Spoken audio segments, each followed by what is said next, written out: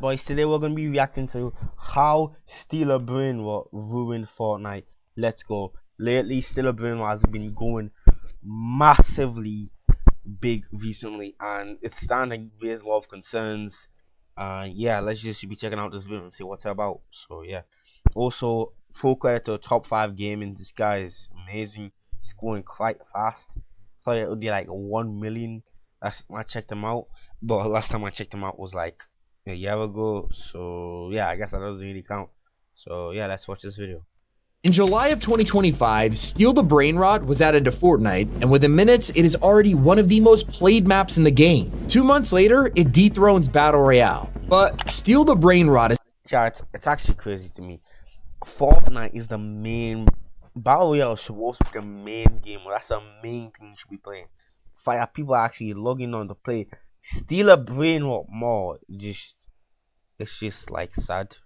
cloned from Roblox, and this trend has gotten so bad that one of the largest Fortnite YouTubers is being sued over their map. So today, I'm investigating the full story to answer, is Steal the Brain Rot killing Fortnite? So let's rewind a second to May, where it rose to the top of Roblox, overtaking mammoths like Grow a Garden and 99 Nights in the Forest. Within a couple of months, Steal a Brain Rot reached a peak of over 21.4 million concurrent players, which alongside Grow a Garden entered world record territory. The previous record holder outside of Roblox was Fortnite themselves, who reached 15.3 million players during the Galactus event. This Roblox game's success wasn't without controversy. The developers, who also published Grow a Garden, were accused by the community of plagiarizing another game, Steal a Character. But they responded to these allegations by claiming they reached a deal with the original devs to get the rights. And this information would turn out to be extremely important in the future when the same accusations hit the Fortnite version. Because in 2021, Farron's was spending most of his career as a competitive player, taking part in FNCS and DreamHack, getting pretty far in the tournaments. But around 2023, Farron's began to pivot. He decided that competitive wasn't reliable enough for money and needed a better way to turn Fortnite into a job. That is when he quickly began creating islands based on trends. Like a ton of other creators, he was churning out algorithm hunting maps with AI thumbnails like football, Superbox PvP, Superhero Tycoon, and his most successful map, Meme Pillars. All of these had moments where they would trend super high, flying up in Discovery and getting thousands of players. But then the same problem would keep happening. While he would have quick success, these maps would flatline just days later and not survive the brutal world of Fortnite Discovery. Farron's needed something that could truly capitalize on a giant trend.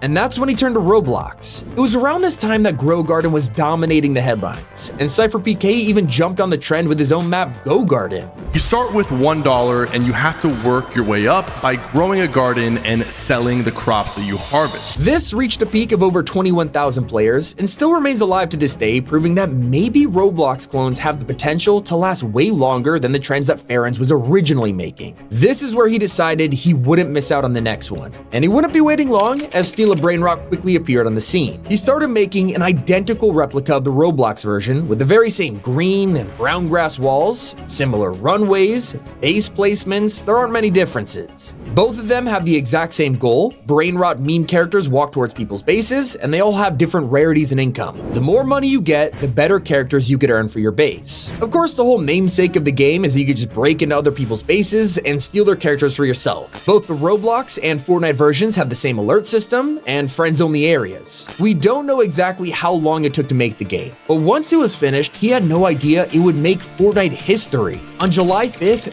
The fact that Steal a Brain Rot is such a massive game right now is honestly disturbing. Like, it just shows where we're at it, bro. Like, honestly, Steal a Brain Rot. It's quite funny, to be honest, but yeah, it's very interesting. Brain Rot was released to the world with a thumbnail that actually looked like it was taken to Roblox, and unsurprisingly, it catapulted the second it was published. On the very first day, the game had already received 2,000 players, but 24 hours later, that number was up to 50,000. Throughout the rest of the month, it was standing strong with 30 to 50,000 players a day, but this wasn't even close to what the game would go on to achieve. It wasn't just people playing, there were millions watching. Over on the Steal the Brain Rot TikTok and Instagram accounts, videos on the map received 4 million views in just a week, and that inflated the player count even more. So at this point, it was time for expansion. Barons went to Twitter hiring new employees, looking for VFX specialists, environment designers, and more. It was clear that Steal the Brainrot was going to be a full-time project, and with his new team assembled, they looked back at Roblox for inspiration. You see, the reason the original Steal a Brainrot game hit over 21 million concurrent players was because they hosted a live event. So for Farons to achieve the same success, the answer was sitting right in front of him. They got to work designing their own live event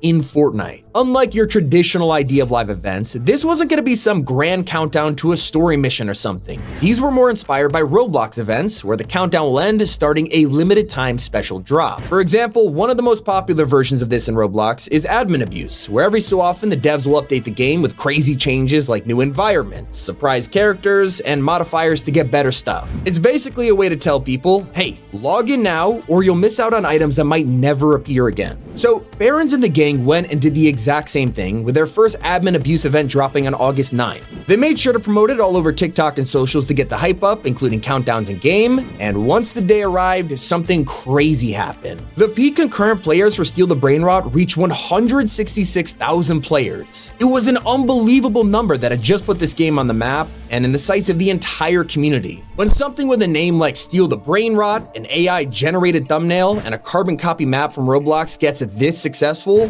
Fortnite fans start to get worried. But despite all of this, it was still just normal chatter about the game, nothing really new, as this kind of thing has been happening for a while. After all, huge maps like Fortnite Only Up and meme box fight PvPs were based on giant trends, and then people just moved on to something else. It wasn't until Epic themselves jumped on the Brainrot wagon that the community went into a meltdown. Because just a couple of weeks after the admin abuse update, Steal the Brainrot announced that another one was right around the corner. It was called the Carnival event. This wasn't based on the Roblox version, but a totally original one that promised to drop secret codes, limited time bases, and all new characters, and it was arriving on August 30th. Well, the day came around and the world was shocked. The player count just kept climbing and climbing until it smashed through the ceiling and did the unthinkable. It had overtaken Battle Royale in players with a peak of 408,000 playing Brainrot. This was 400,000. Chat, 400,000. I don't think you guys realize how big that is, bro. Like 400,000 people playing one singular game is honestly mad. Especially when it's not Battle Royale. It's just crazy, bro.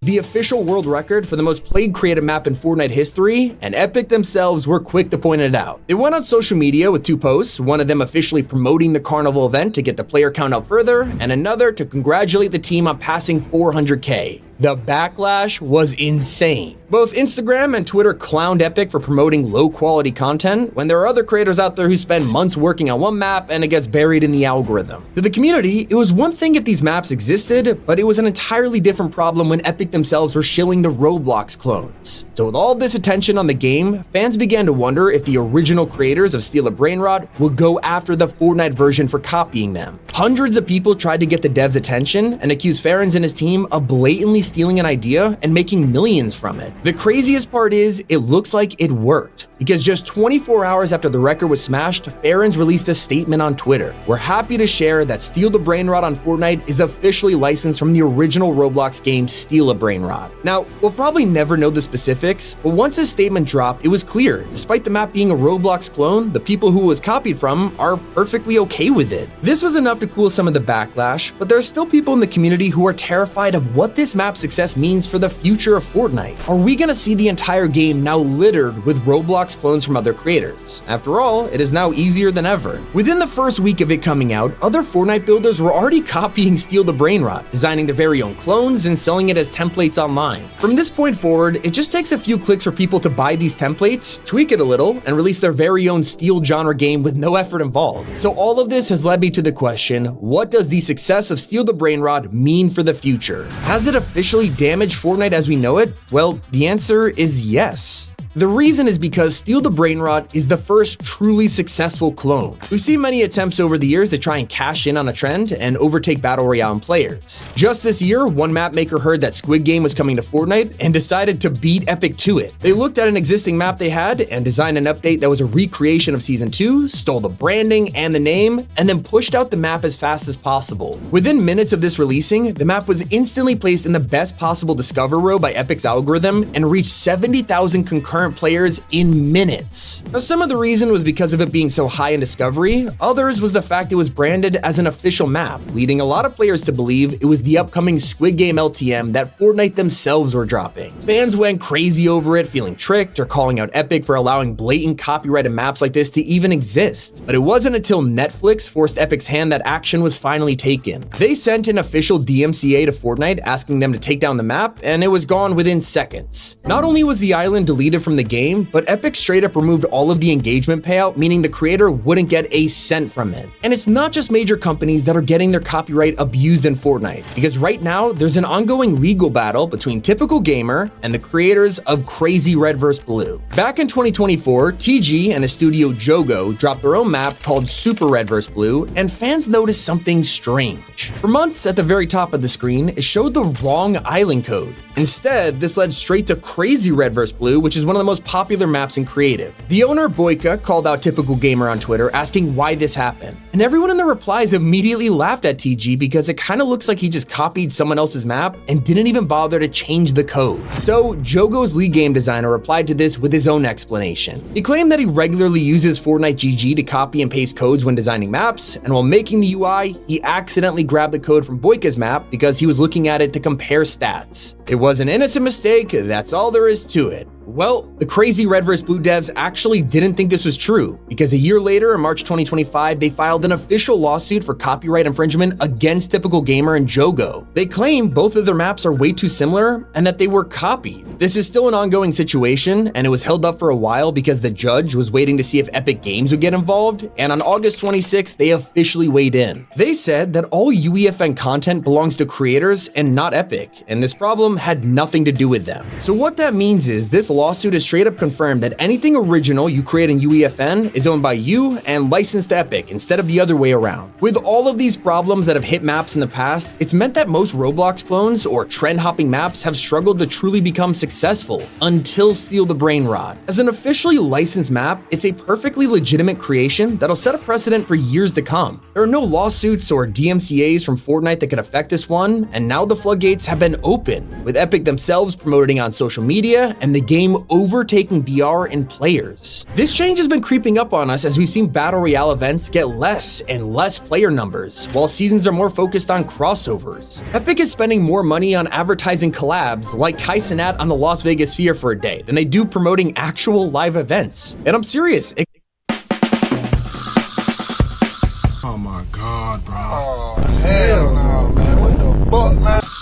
With Tinker's Mob Editor, when you change the appearance of any particular mob, all mobs in your Minecraft world will assume the look of your modified one. It costs $450,000 to put them on the sphere.